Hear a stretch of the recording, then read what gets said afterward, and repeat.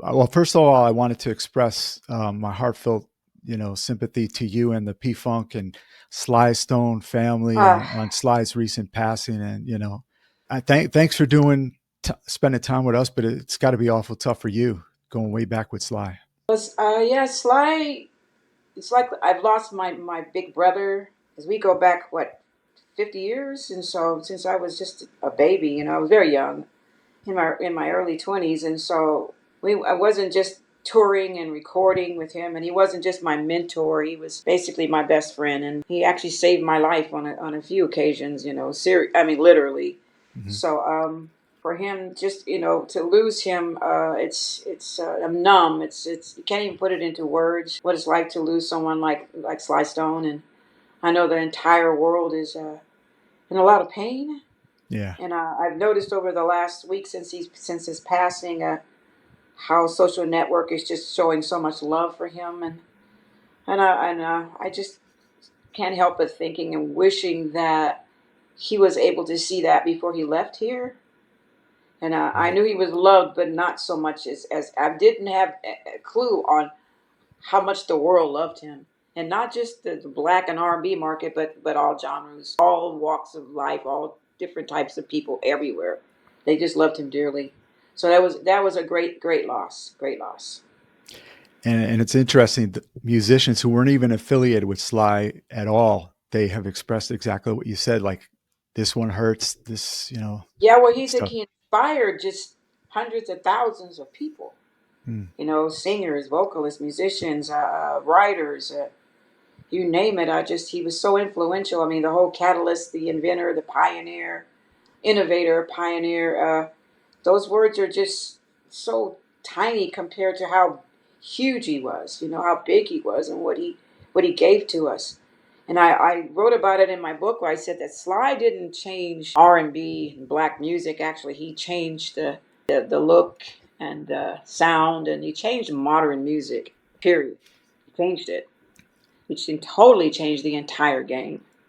So I believe that his praises should be shouted out throughout the world, and I hope that he'll still get his flowers even with him being gone, because his music, of course, will outlive us all.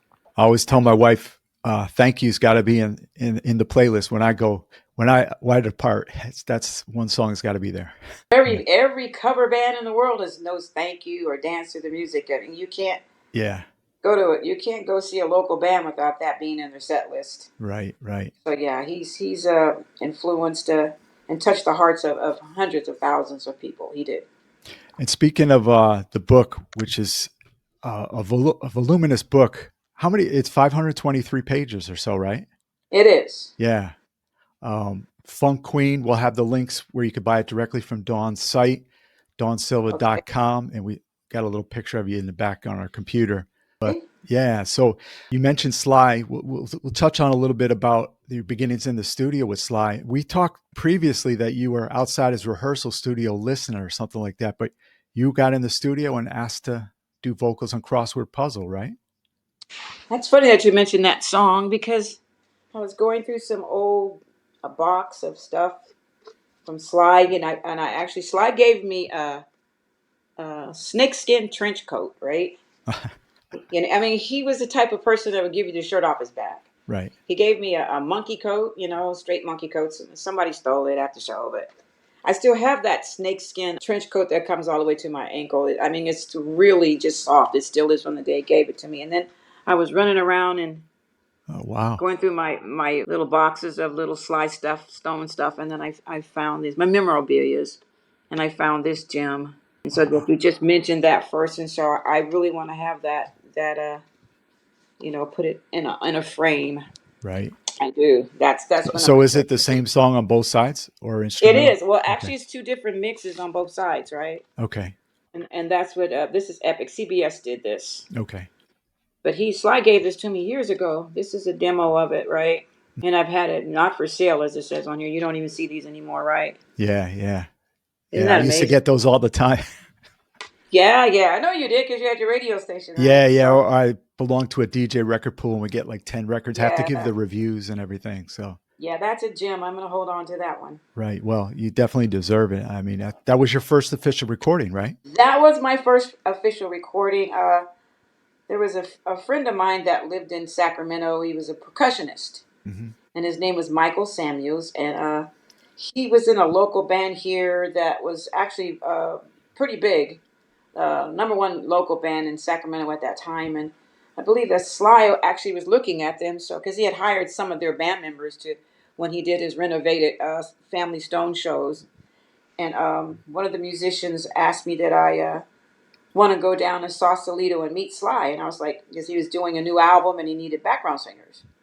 So I was like, who wouldn't want to, meet the great Sly Stone?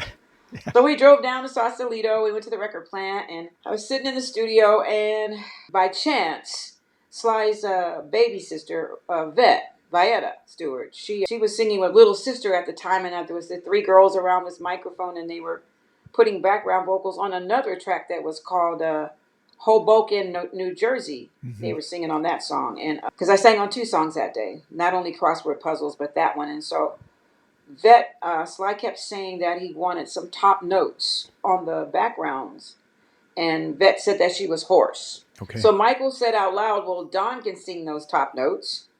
So I'm looking at Michael like he's out of his mind because I was petrified. I was just in shock. I was numb. I couldn't believe where I was. And so Sly kind of looked at me and said, "Yeah, yeah. So what you waiting on?" I was like, "Me?" I was like, "Me?" Yeah. He said, "Yeah, you." So I was like, "Okay." So I walked up to the microphone, and the tape started, and I sang my part like my life depended on it. And when that session was over, Sly walked up to me and said, "Welcome to Sly and the Family Stone." Wow. What was your Simple as parents' reaction when you went home?